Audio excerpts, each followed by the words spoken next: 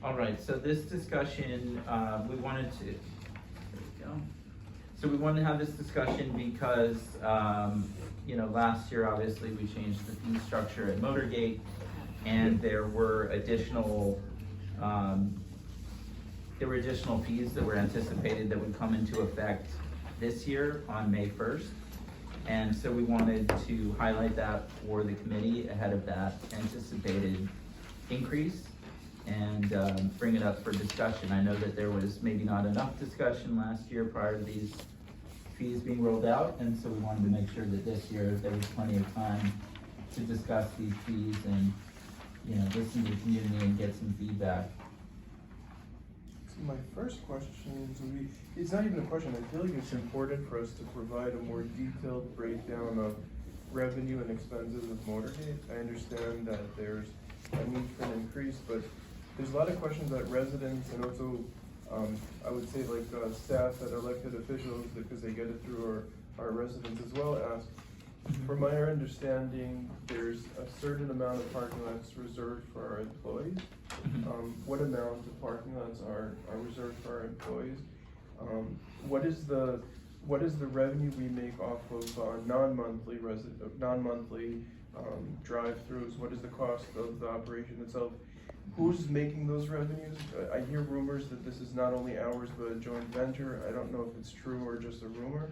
If it is a joint venture, what happens to the profits? Who gets how much? And who pays for maintenance? Is it just us, or our partners are paying for the maintenance as well? So I think it's important to have like a more detailed overview of Motorgate. Who generates revenue off of it? What are the costs in general? And then we could go down into the breakdown of how do we make sure that it doesn't lose money, because obviously we can't operate every single thing we do with the loss of revenue. But I think the first step is to have a more detailed overview of revenue, expenses, and so forth. Sure. Well, I can tell you on the ownership, right? Yeah. It was built in 2 phases by RIOC and then by Manhattan Park, the developers there, and so it's owned 60-40. So we make $100. Who gets those $100? That's a separate question. So just on the ownership, so it's owned 60-40, 60 for RIOC, 40 by Manhattan Park. The management is run by a company called SP Plus. That contract is actually quite old. I think it dates back to the 1990s, and it was originally with a company called Edison, who then was bought by SP Plus. SP Plus is a national operator of parking garages, publicly traded. I've spoken to Manhattan Park. Manhattan Park wants to re-RFP that contract with SP Plus. They, I think, very much want to increase rates well beyond this. I mean, they're developers and they have buildings throughout New York City, right? So they have quite a lot of experience dealing with different parking garages and the companies that manage those. So they see these rates, frankly, I think as very low compared to other rates that they would fetch in properties in Brooklyn or Manhattan. So I think that's kind of what's motivating them. We obviously have different concerns. Our concerns are more about community and particularly for senior rates and disabled rates. And that was actually one of the things that I wanted to focus on here with these 2 fees in particular. So this is the, and Mary, jump in if I'm wrong, but these are the rates as proposed last year, with these increases for the disabled rate and the senior rate. I think currently right now, the real rates that disabled placards or senior placards are paying are $62.50, and this would represent an increase to the full price. And so what we've looked at in particular right now is if we were to hold those rates steady, right, the senior rate and the disabled rate at $62.50, right, that would generate some amount of a shortfall, not much, in the annual revenue as it currently stands. And so if we were to hold that revenue neutral, we'd have to increase the other rates maybe a little bit to pick up that difference. But it's a bit too vague. Like, I'd rather get like a more full breakdown of revenue and expenses, so then we can look and see if there's anything we can do to improve before we go to increase rates. And maybe we have to increase rates, but I'd rather first understand, do we have parking lots that are currently could be repurposed for the general public? If not, why can't we, and so on and so forth. So this is a conversation we should have, but I don't think we should just get we're gonna raise the rates to vote on it. I feel like that we need to do a bit more due diligence, and my initial question wasn't answered. So if the parking garage makes $100,000 a year, who generates the revenue off of it? How much goes to us, how much goes to our partners? 61% goes to us, Okay, Yeah. 39% goes okay. to. So we have a larger say because we're the larger owner. Correct, And that's exactly. after expenses and after SP Of course. plus, right, yeah. And that's kind of something that I'd like to see of, like, what is the total revenue, what is the total expenses? Mhm. What was our revenue over the last few years? Obviously, I think it's obvious that we can't be in a shortfall, but there's all these questions of, if we're in a shortfall, do we have to give all of the employees parking lots? Do we not? Is there a way to change some contracts and open it up for the public? Because I know we have a large shortage in parking lots, period, in the island. So I kind of would like to take a look at it. And secondly, we talked about this a few months ago before I was allowed to talk to you publicly. We talked about the idea that, and I'm a big believer that if someone has $3 trillion in their bank account and they're senior, that doesn't mean that they deserve to get a parking lot at a discount. I feel like that obviously we don't want to be mean to people, but I feel like that we should prioritize people that are actually in need, that need a car for their job, but they're not making that much money, and we don't want to increase their costs, or someone that is disabled that doesn't have a large revenue, and we don't want to increase it just automatically draconianly for everyone. So if we could start looking into some sort of scheme that checks to see some sort of threshold where we give discounts based on that threshold instead of automatically increasing the cost for every single member. Yeah, that's actually something I remember looking into a year ago when these rates were first put out, but it's very difficult, right? I mean, we need to, like in the again, I come from a housing background, right? In the context of that, it's actually quite an invasive process every year when you recertify your income, for instance. There's ways to piggyback on existing. There are, yeah. There's, so say if somebody already had to go through that process because they received Section 8, for instance, right? And then if they were to come to us with proof that they had a Section 8 voucher, right, could that generate another pay structure? I think it's worth another background opening, pipe for us. it's just worth opening up to conversation. Yeah.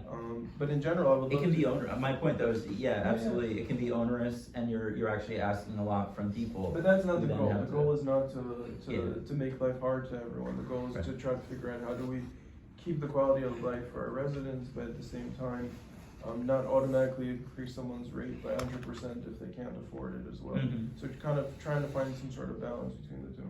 And target the subsidy, Yeah, the people yeah. most Very in need. interesting, yeah, I'm sorry, It's okay. Okay. Sorry. I gotta go beat up a roommate. Thanks. And then like, to understand what is the shortfall, so what is 2%? How much money are we talking about? How do we collect that 2%? Could we raise our, I don't even know how you call it, someone that just comes into the parking lot without a membership? Could we raise that fee by $1? Would that cover the cost? Would getting more monthly membership passes enable us to cover it and so forth? So hopefully we can have this conversation over the next month, and maybe in the next meeting we could have a more detailed breakdown and come to a conclusion. Well, Drew, is it possible that you could have an analysis for the March? Absolutely. Yeah, currently our monthly revenue is about 190,000. So annually it's about 2.3. Now, if we take their management fees are around $1 million. So we are in a surplus, Right. although there are some maintenance items that do come up at times, Right. either with the elevator or, other things. But I think at the end of the day, we're still at a surplus. Could I piggyback on that? So like a while back ago, it kind of shocked me when I heard that there was some sort of upgrade to the parking lot for $10 million or so a couple of years ago. I'm not aware of that, I'm sorry. You're aware of that? I've heard, I think that contract might frankly include this Yeah. office space. All right, so there was a contract for roughly $10 million for some renovating. Mhm. And knowing that this is a 60-40% partnership, did someone else pay that 40% or do we pay the full bill? They actually have a quadrant that they feel responsible for, and they actually renovated that quadrant. Only that contract. Separately, Mhm. after, the 60% that RIOC has direct responsibility for was done. The renovation was actually more in the nature of keeping it from falling down. Right, So it's, which is a good thing, yeah. obviously, yeah. So, regarding that, like, do we put aside like a certain amount for renovations as it goes, cause I'm sure that we'll need more of them in the future, Yeah, I mean, that is something we need to discuss. Right, 'cause Yeah, like- in 'cause- terms of the longer term projects, yes. cause part of the revenue, we should deduct a certain amount for those renovations that will take place by in 10 years, instead of reminding everyone that we have to increase rates, cause we have to spend millions of dollars to keep things afloat. well, part of the surplus goes to support the bus operation, conceptually. David, yes? Yes, There's another issue which maybe you guys have discussed, but it's a grandfathered issue from the last 2 or 3 times we did garage renovations, which we were talking about putting, charging hookups in the garage.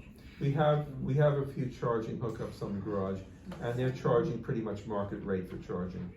A market rate. Yeah. Fine, thank you.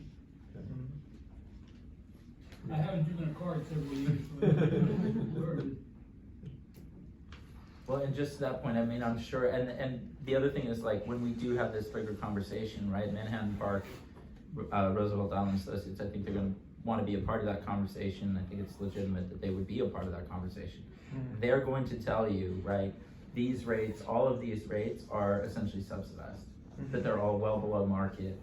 And they'll come with a market study, I'm sure, that says that. Right, the non-resident rates are much lower than the prevailing rates in Queens. Absolutely, yes. Or But if you yet, go this to is not a Manhattan, private yeah. enterprise, this is a public enterprise, so it doesn't really matter what the market rate is, as long as we're not losing money and we have enough money set aside to make renovations. Can I ask you a Well, question? but there's one issue with having a below market rate for non-residents, and that this is the preferred parking area.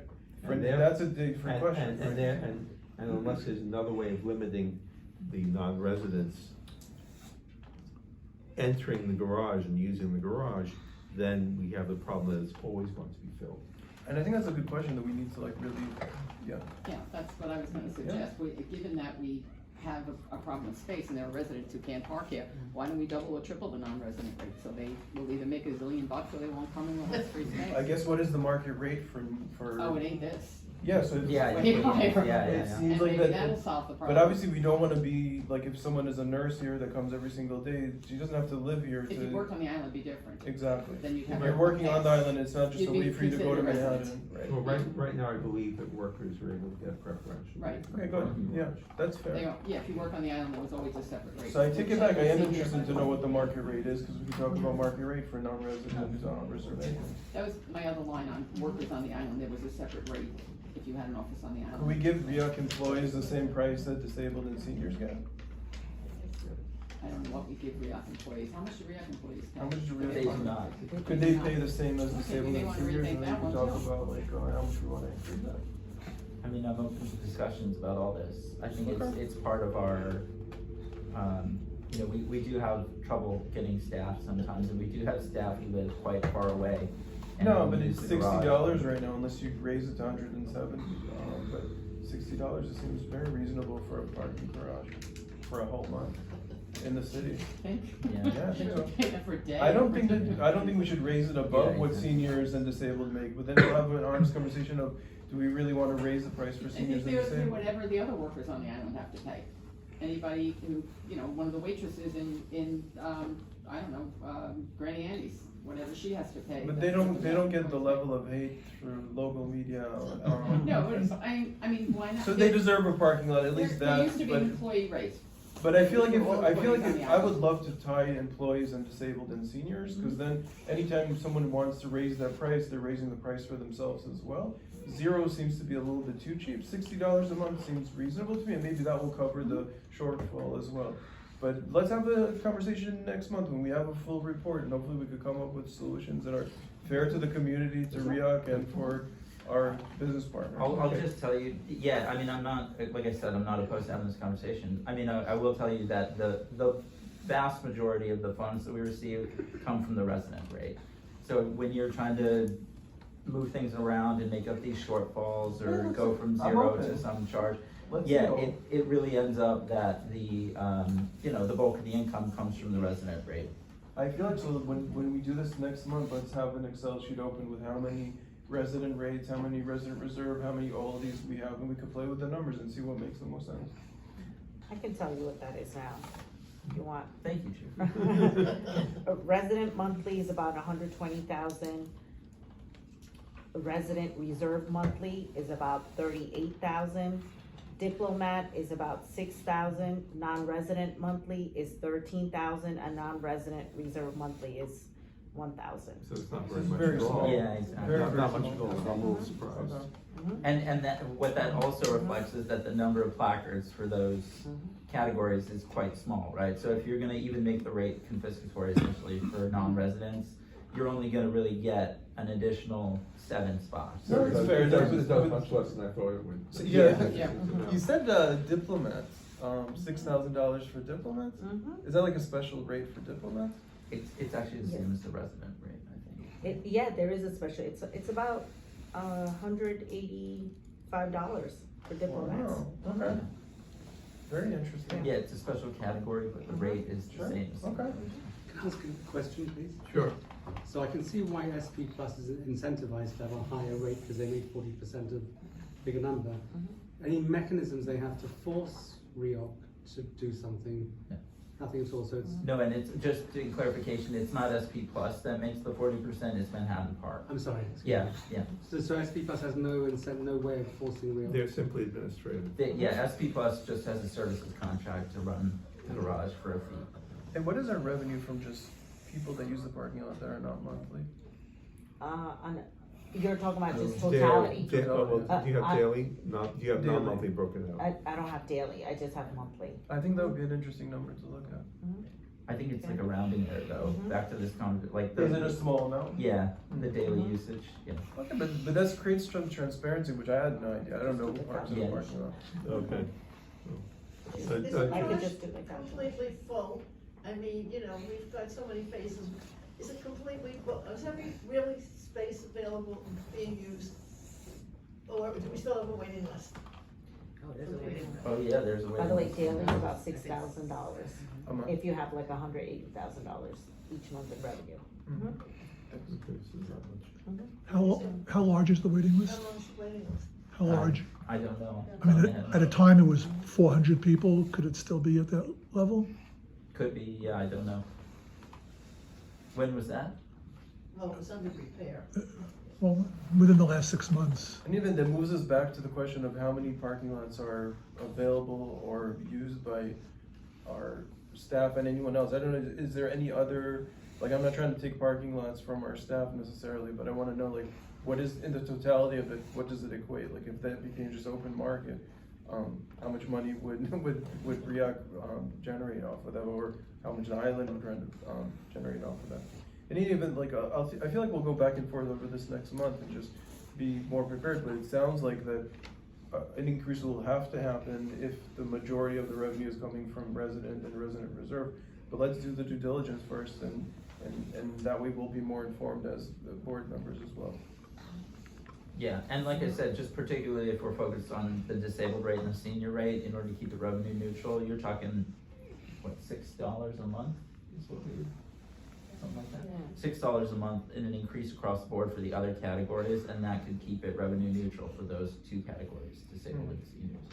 It's a separate question, obviously, but. No, yeah, I know it's in that question that we talked about, is there a way to easily, without causing, too much, I don't know, I have a word for it, I don't want people to start opening up their bank accounts to prove that they can't afford their parking lot, but is there any mechanism that is relatively simple to, like, maybe, and is there any point in it? So it's really just to do a little bit of research, how many disabled vehicles we have. If it's like 10 people or 20 people, it doesn't really matter, but if it's half of the garage disabled, then maybe we should look into ways to optimizing that. And frankly, like, that's why those categories are already there, because they're easily proved, right? Your age or disabled Right, status. right. One other thing, I don't know if you can get the data from SP Plus, inflow and outflow during the week, during the work week. Because if it's a lot of residents using it, then you expect outflow in the morning, inflow in the evening, which is opposite to the workflow for the RIOC staff. Right, yeah. They're not blocking residents from parking in the evening. That's a very good point, of like day parking versus night parking, which is a completely different thing. Which we don't have that type of memberships of like night parking versus day parking. No. Okay, but that's an interesting thing to look into, because I think if someone's here just for their job, they probably don't need a park overnight. Mhm. Good, I think we had a good discussion about it. Is there any other points for this, anyone? And also at times, the staff is working remote as well. Sure, yeah. So that's- Just because of the huge backlog of people looking for parking, Mhm. is there any opportunity to build more parking at Motorgate in the supposedly there's like a fourth quadrant that there was a plan to build there eventually? Is that something that RIOC has looked into at all? Actively, I would say, not to my knowledge. I've seen the actual physical, their brackets where you could mount, I-beams and build out the rest of the quadrant. It's obviously built with that in mind, with the fourth quadrant to be filled in. I'll say that we're gonna continue this discussion talking about capital projects. Right. And so, If I could just like really something small, like, sure. I really would love it for us to treat this as a business, AKA, you take a certain amount of revenue per year, you put it in a separate bank account, and that amount is dedicated for capital projects for Motorgate. It is a capital generating operation, so I feel like that has to be part of the way that it operates. And some of the funds are allocated and saved for creating another floor, or renovating, or adding more chargers, or whatever it might be, instead of going back to the main pot of RIOC, or to do those type of renovations. I'll just say generally that we have, if you think about RIOC, right, take a step back and think about all the different business lines. I call them business lines, Yeah. they're not. Sure. But all these different business lines that we run, right? You got the tram, you got Motorgate, you got the buses, you got youth center. A lot of them generate zero revenue, right? If we're trying to run all these business lines like that, we would be nowhere. I don't think frankly. all of them, the ones that generate revenue, is a good idea to look at them as stuff that should Be self-financed. at least. And the end of the day, like, I didn't go into that $10 million contract that you were saying, so they paid 4 million or 5 million and we paid 10 million, there was like some level of.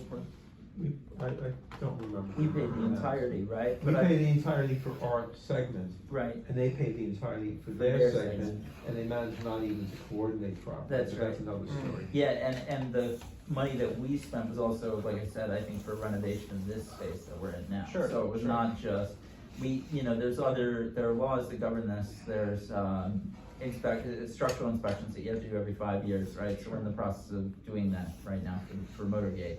And that'll give us a sense of what those repairs are gonna need to be in the future. We could set aside a reserve Cause that out of reserve, Motorgate revenue, it's not no, gonna. my point of is that reserve is build. also out of the revenue that our partners are making, so that 40%, 60%, it's pre-revenue, that fund should be put aside, because those are renovations that have to take place, and maybe it's a negotiation that needs to take place. They have responsibility for their segment. So they own that piece of land in the parking lot, and they have full control over that piece of land. That's what my point is.